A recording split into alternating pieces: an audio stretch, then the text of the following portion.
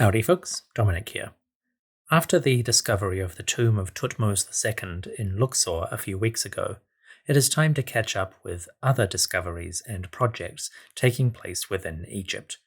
This is News from the Field 2025, Part 2. Moving away from the tomb of Thutmose II, but staying in the Luxor region, we have several additional finds. An archaeological team working at South Asasif, just east of Deir el-Bahri, have identified a cluster of tombs. This includes a Middle Kingdom monument with several intact burials within. The team is led by Marion Brew as part of the South Asasif Conservation Project, who are working in this area to identify tombs and cemeteries that cover many centuries. The new monument contained multiple burials, at least 11 of them. The bodies are damaged by flooding, but their skeletons remain, along with jewelry, a copper mirror, amulets, fragments of clothing, and more. The pieces are quite lovely. If you'd like to see them, I'll put a link to the announcement in the description. The new tomb is Middle Kingdom, specifically the early 12th dynasty, around 1900 BCE. This is significant because it's the first tomb of that period discovered in this particular cemetery. We have other tombs from the early Middle Kingdom in different parts of Waset or Luxor, but those necropolises are small and scattered, so when archaeologists find a new one, it really adds a lot to our understanding of the cityscape and its environment. Where were people living? Where were they dying? Where did they consider important to build their houses of eternity? Excavations like this one don't grab the headlines so much, but they are still important. They are the building blocks of larger historical pictures. And where there is one tomb, especially a multi-burial tomb, there are probably more. The cemetery at South Asasif might have a lot more to offer in the coming years. Not far away from Asasif, another team is working at the cemetery of Dra Abu Naga. Here, a cluster of tombs have come to light. This one is a big group, at least 30 graves, apparently part of a family network. The team here is organized by the Ministry of Tourism and Antiquities, and the discovery was announced by Dr. Mustafa Waziri, the former head of the Supreme Council of Antiquities. The graves take the form of shafts, presumably with small chambers at the bottom. There is also a chapel, a mud brick building where relatives and friends could make offerings to the deceased. And inside that chapel, the excavators have found Shabti statues to help the dead in the next life, as well as amulets for protection and mud brick seals from offerings and gifts. This is a cool little find, but what makes it extra special is the date. The tombs appear to belong to the Second Intermediate Period, the time of disunity between 1700 and 1550 BCE, when Egypt was divided into multiple warring states. To the north, the foreign Hyksos held sway, while in the south, multiple households competed for power. The Second Intermediate Period is a significant part of Egyptian history, and scholarly knowledge of this area has advanced rapidly over the past decade. In fact, the changes are so swift and so massive that I really need to update my episodes about that era before too long. I'll get around to that in the next couple of years. I don't want to take another long break from the narrative just yet. But the discovery of new tombs dating to this Second Intermediate Period, that is valuable, and it's going to flesh out our understanding of life and society in Waset during a pivotal period. An exciting find for archaeologists and historians. Meanwhile, just a short distance away, another team is working in the outer parts of Deir el-Bahri. This is the valley made famous by King Hatshepsut, who commissioned her magnificent memorial temple against the western cliffs. That temple was partly supervised by her highest servant, Senenmut, and you can still find his tomb chapels in that area. For the past 3 years, an Egyptian team has been working near the Valley Temple of Hatshepsut's complex. This is a section separate from the main temple and located near the old river, or at least next to a canal and harbour. The Valley Temple is a lesser-known part of this monument, so new excavations are a welcome addition to its history, and the team has announced some distinctive finds. The discovery was announced by 3 individuals associated with this project. First, Dr. Zahi Hawass, whose Foundation for Antiquities and Heritage is one of the funding sources, discussed a collection of burials found near the temple. These date to the Second Intermediate period, around 1600 BCE, when the royal house of Waset, or Luxor, was engaged in conflict with the other kingdoms to the north. The discoveries here include a burial belonging to somebody named Jehuti-Mes, or Thutmose, who worked for the southern queen, Teti Sheri. That is an important official to find, and the discovery of artifacts from this period help put the cemetery in context. Apparently, Hatshepsut built her temple on top of a pre-existing necropolis. The artifacts from the Second Intermediate period also include a cache of arrowheads, which is interesting. Perhaps some of these people, Jehuti-Mes and others buried nearby, were connected with hunters or maybe even the army engaged in the northern conflict. We'll have to wait for more information and publication to discuss that in detail, but it's an interesting development. Besides the Second Intermediate period burials, there is also material from Hatshepsut's temple itself.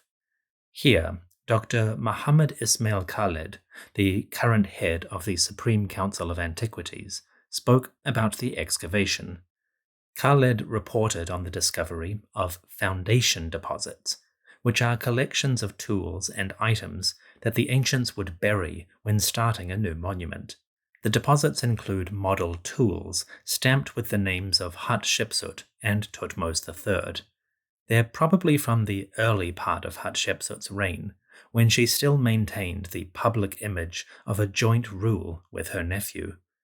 The find also includes decorated blocks from the temple decoration, with some vivid painted colors still intact.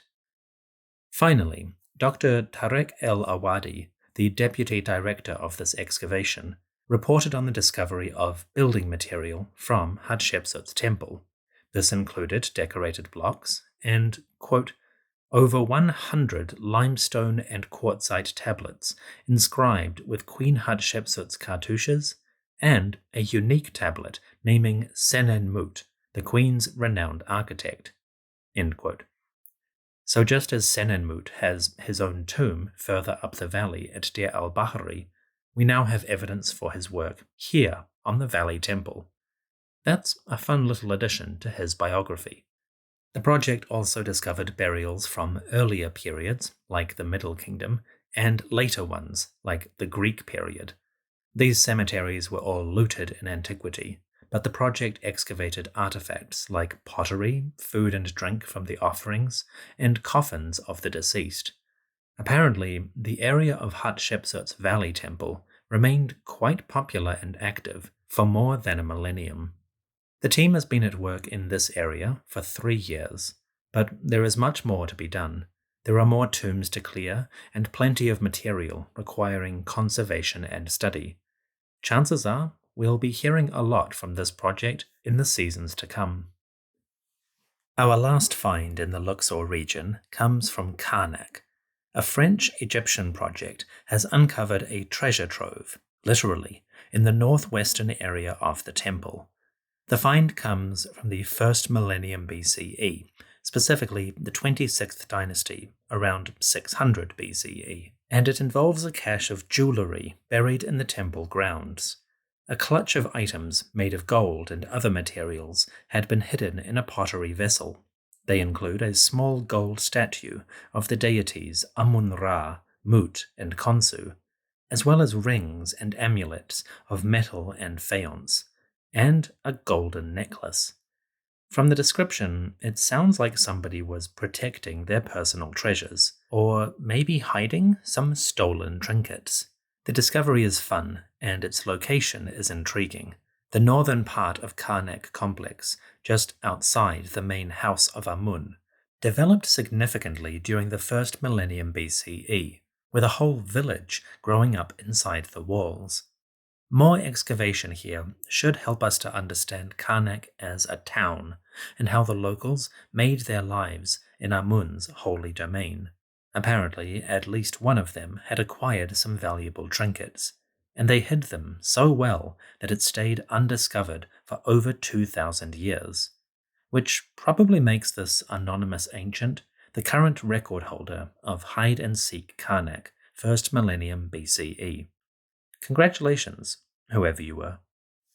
Moving now to the north, we have news from Saqqara. An Egyptian-Japanese mission has uncovered an intriguing cluster of tombs. They occupy a small area of the necropolis, but they cover a huge span of time. The excavators have found 4 mastaba tombs from the late 2nd dynasty, around 2700 BCE. One of Egypt's earliest royal eras and an important phase in the development of the kingdom. At that point, Saqqara was a major site of tomb building for courtiers and for kings, so a group of tombs from Dynasty II is a valuable find, and will probably expand our understanding of power, life, and society in that era. The team have also found monuments of the 3rd dynasty, contemporary with the Great Step Pyramid of Netjeri-Djoser, and they've found more than 10 burials from the 18th dynasty, over 1,000 years after the 2nd and 3rd. As you can imagine, that kind of time span in a small area is a fascinating challenge for an archaeological team. You must put the jigsaw together not just in the ground, but across time as well. The new finds should make for an interesting publication and further expand our understanding of Saqqara's rich history. Which is great. This is my favorite necropolis, and there's always more to find. From the early dynastic, we now move to the prehistoric. A team of paleontologists from Mansoura University have identified a new species of ancient fauna, a predator mammal similar to a large cat, which they have fittingly named Bastet or Bastet Tooth, referencing the Egyptian goddess. Bastet lived in the area now called the Fayum, the great lake that branches off from the Nile, a bit south of Cairo. The animal lived here around 30 million years ago. The team has uncovered parts of the skull and fragments of the skeleton, which together suggest that Bastetodon was about the size of a hyena. It was hypercarnivorous, subsisting mostly on meat of other animals. And the team found it almost by accident. According to the reports, the excavators were packing up after a field survey and ready to head home, when one of the paleontologists spotted the fragment of the skull half buried in the ground. The team started clearing sand and soil, revealing the fossilized bone. Now they have a new species of prehistoric Egyptian animal. How fun! Finally, in the eastern desert, an ancient gold mine has come back to life. Excavations at the site of Jebel al-Sukkari have documented a mining area that operated for centuries, from the Pharaonic period all the way to the Greek and Roman eras. It includes the mining zone itself, as well as a settlement, with houses for the miners and the workshops and furnaces dedicated to preparing the metal. The podcast actually looked at Egyptian gold mining in this very region in the recent narrative. Episodes 195 and 196 charted an eastern expedition by King Seti I, who went into the hills to open new mining operations. Well, now we have a full-scale mining town out in the eastern mountains. The excavation is important not just for documentation, but also conservation. The site is under threat from modern mining operations, And to protect the antiquities and the record of ancestral life, the Egyptian team have painstakingly relocated this town away from the mining zone. They have also built a visitors center for tourists to get a better understanding of ancient life and mining in this region. In short, the project is helping to conserve a key piece of Egypt's history, one of the sources for the proverbial wealth of the pharaohs. Hopefully, future generations will benefit greatly from these ongoing works. From gold, we move to gems. The Grand Egyptian Museum, or GEM, has finally confirmed an official date for its grand opening. After years and years and years and years and years and years, the museum's halls are ready to open, formally to the public. Parts of the gem have already opened, including the grand staircase and the 12 main galleries, which present a wide variety of artifacts across 3 distinct themes and all phases of ancient history. But that is only half of the museum's planned components. The other half, beyond what is already open, includes 3 special sections. First, a museum for children to get better acquainted with Egyptian history in a fun and interactive environment. That part doesn't get much attention compared to the glamorous artifacts, but I think it's a good inclusion. Children learn in different ways, and having their own space to connect with the ancient past could be a fruitful endeavor. The second big section is the Khufu boat exhibit. This is a kind of relocation of a display that used to appear at Giza.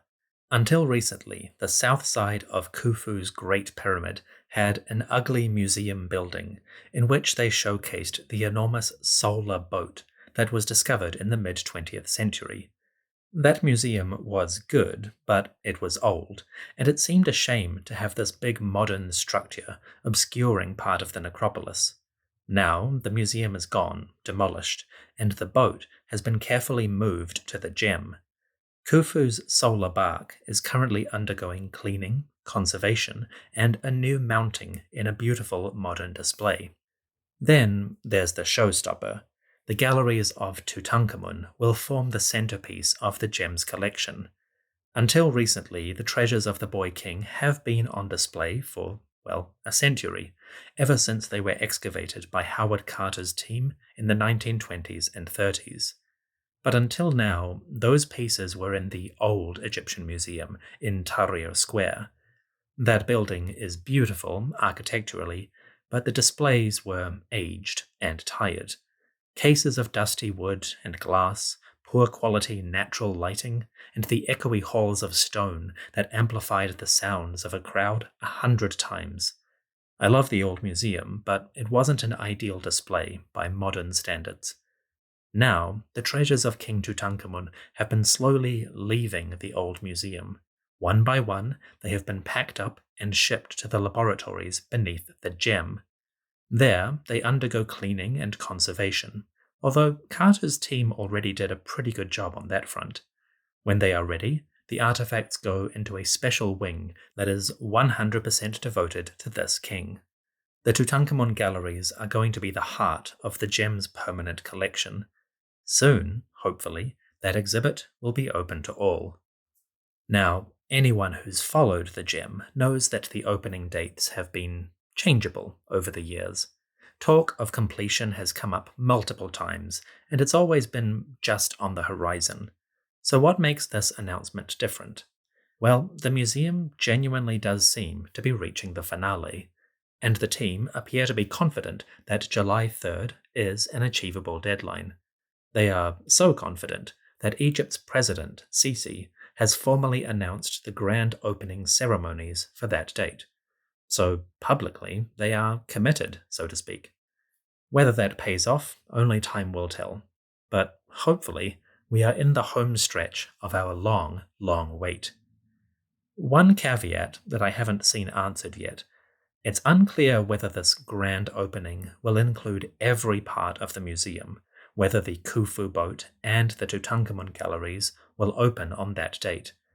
One would assume that they are going to be included, otherwise it's not really a full opening, is it? but the announcements that I've seen don't mention those galleries specifically. Maybe they are playing it by ear and seeing what is ready. Anyway, the Grand Egyptian Museum has finally, officially, set an opening date. Inshallah, we'll soon be walking the halls of the largest museum ever devoted to a single civilization.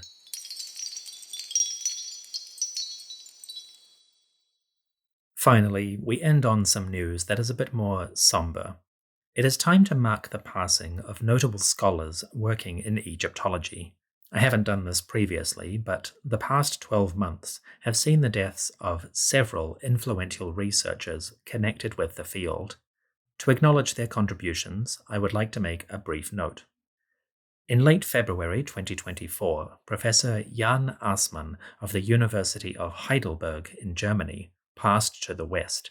He was 85 years old and was an influential researcher, especially in the fields of philosophy, religious history, and the thought patterns of ancient peoples. In his career, Professor Assmann published more than 50 books and 600 academic articles. He won numerous awards, including the Max Planck Award for Research in 1996, the German Historians Prize in 1998, the Sigmund Freud Prize for Academic Prose in 2016, and the Pour le Mérite for Sciences and Arts, together with his wife Alida in 2020. Professor Assmann's work is extraordinarily influential, and his book, The Mind of Egypt, is one of the must-reads for early postgraduates looking towards a career in Egyptian history. Professor Assmann leaves behind an impressive legacy, and the obituaries written by his students speak of an enthusiastic, helpful, and generous mentor. He will be remembered with great respect, and his influence will be long felt in the unfolding scholarship. We mark Professor Assmann's passing and speak his name in memory. In May of 2024, Egyptologists also marked the death of Professor Barry Kemp. He was 84 years old, and for Anglophone scholars, an incredibly influential figure. Professor Kemp worked and taught at Cambridge University in the UK, and his most famous project is the directing of excavation work at the city of Amarna, the home of Akhenaten and Nefertiti. Kemp's leadership and excavation work here is significant. Thanks to his direction, countless students have learned the craft of archaeology, while expanding our knowledge of the best preserved city to survive from ancient Egypt. Notably, Professor Kemp especially emphasized the education and training of Egyptian students, contributing to homegrown expertise and putting Egyptians front and center of their own historical discussion. Professor Kemp's publications are too numerous to count, but his work on Amarna, especially the archaeological reports of his team, are essential to anyone hoping to understand that city and its historical period. More publicly, his book Ancient Egypt, Anatomy of a Civilization is another of the must-reads for any young researcher, and some older ones too. That book was first published in 1989 and has received 2 updates, with the third and final edition arriving in 2018. As a piece of academic writing, it is something of a masterpiece, a dense but clear exploration of archaeological and historical material, and how they reflect the nuances of an ancient society. While the field and scholarly knowledge continues to grow and change, Professor Kemp's work will have a long-lasting impact. As an academic, Professor Kemp is remembered as a nurturing mentor, happy to ask the tough questions in order to encourage reflection and growth. He is also noted as having an anti-establishment streak, making him resistant to academic honors or posturing, and apparently he was much happier in a dusty dig house than the wooden halls of old colleges. He is remembered fondly by those who knew him, and for those of us who did not, his work stands as an impressive memorial. We mark Professor Kemp's passing and speak his name in memory. October 2024 saw the death of Professor Donald Redford of Pennsylvania State University. He was 90 years old, and like Assmann and Kemp before him, Redford's name will be more than familiar to enthusiasts of ancient history. Professor Redford taught at the University of Toronto for 24 years before moving to Penn State. In that time, he, along with his wife, Dr. Susan Redford, also an Egyptologist, led important survey, excavation, and documentation work at various sites. Their most famous undertaking was the Akhenaten Temple project, which saw the excavation, conservation, and analysis of the Talatat blocks used by King Akhenaten to build his shrines. That was an enormous challenge. Since the early 1900s, excavators had uncovered more than 10,000 Talatat from the Karnak precinct, but poor record-keeping and storage meant that many of those blocks were jumbled together, disorganized, and separated from their fellows. The Akhenaten Temple project sought to bring order out of that chaos, and the team succeeded admirably. Today, a great deal of scholarly knowledge and a lot of the story that I told on this podcast about Akhenaten derived from the work performed by Professor Redford and the team. Alongside his work on Akhenaten, Professor Redford also led excavations at the city of Mendes, an important community in the eastern delta. And last but not least, he contributed greatly to the subject of biblical history. Redford's work, Egypt, Canaan, and Israel in Ancient Times, was an important discussion of archaeological evidence contrasted with biblical storytelling, and how aspects of folklore do or do not match with the physical remains of the past. Professor Redford died at age 90. Obituaries describe him as sharp-witted, with a hearty laugh, great intelligence, and a compassionate spirit. He is easily recognizable in photos by a large white beard, and every photo I have ever seen of him, he seemed to be in good humor, as if he was in the middle of telling a great or terrible joke. Again, Professor Redford's work will stand for many years as an essential reference point for understanding ancient history. We mark his passing and speak his name in memory. February 2025 saw another significant loss. Professor Kenneth Kitchen died at the age of 92. Professor Kitchen is less famous outside of academia, but he's probably one of the most influential scholars of the past century.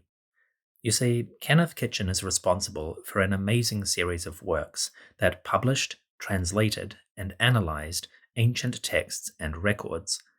There are too many of these to name individually, but the most famous is a collection called the Ramesside Inscriptions. This is a series of books that document hieroglyph texts of the 19th dynasty, the age of Seti I, Ramesses II, and all their kin. In the main volumes of Ramesside Inscriptions, Professor Kitchen provided clear and easy-to-read copies of major monuments, papyri, ostraca, and miscellaneous records.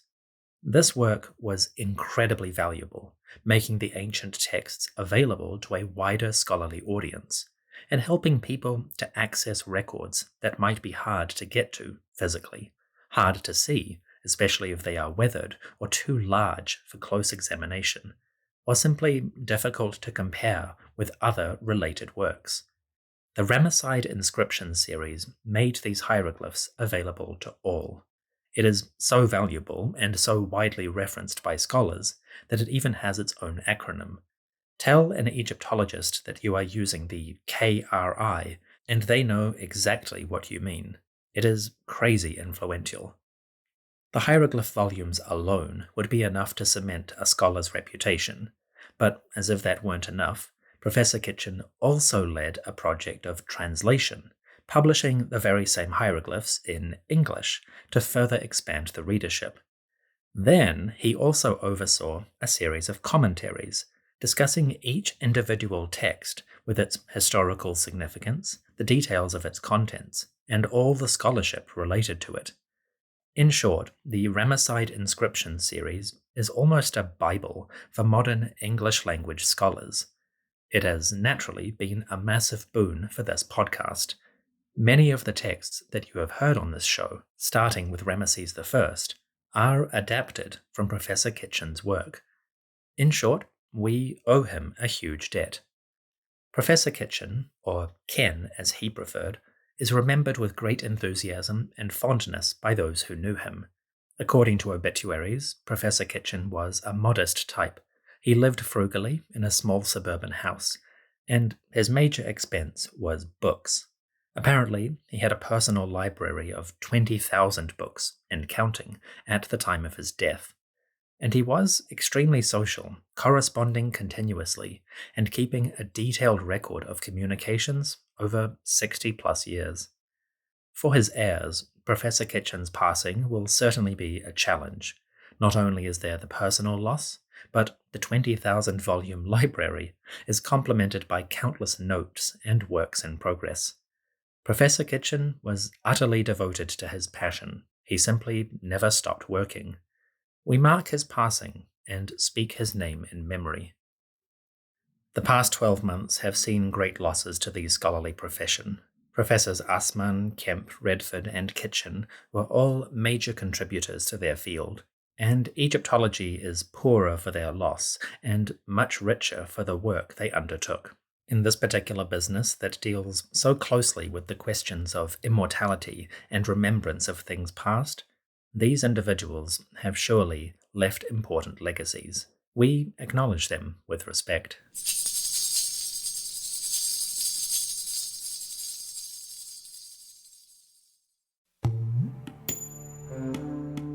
That brings us up to date on recent discoveries, and now we can move... Howdy folks, Dominic here. At the 11th hour of finishing this episode, we had another discovery. An archaeological project at Abydos has announced the discovery of a royal tomb. This one dates to the Second Intermediate Period, that chaotic time of disunity and division. While the Hyksos dominated the north, the south was divided among smaller ruling households. We have met one of them at Waset, Thebes or Luxor, and the burials uncovered recently. But a lesser-known aspect of this period is that Abydos possibly had its own separate kingdom. Tombs of this dynasty have come to light in recent years, thanks to a joint excavation project from the Ministry of Antiquities and the University of Pennsylvania in the USA. One of their major finds was the tomb of a king whose name was Seneb-Kai.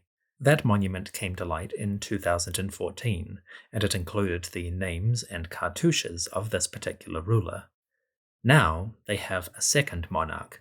Details are preliminary, the announcement just came out, but the new ruler seems to date to the period just before Seneb-Kai. His tomb is much larger than that other king, and while there is not a name yet, it seems to be an impressive monument. Professor Josef Wegner, head of the archaeological mission, reports that the tomb is about 7 meters deep below the ground, with a burial chamber made of limestone and mud brick ceilings. Originally, the chambers were up to 5 meters high, quite impressive in the circumstances. The surviving sections have inscriptions on the doorways and figures of goddesses, namely Aset and Nebet-Hut, that is, Isis and Nephthys. Artistically, the style is similar to the monument of Seneb-Kai, which was discovered in 2014. Erosion or damage to the tomb has obscured the names of this particular ruler, but there seems to be enough evidence to identify it as a king. It's just not clear who exactly this person is. Hopefully, future research will uncover the name of this particular ruler and help confirm their place in this Abydos dynasty and the wider history.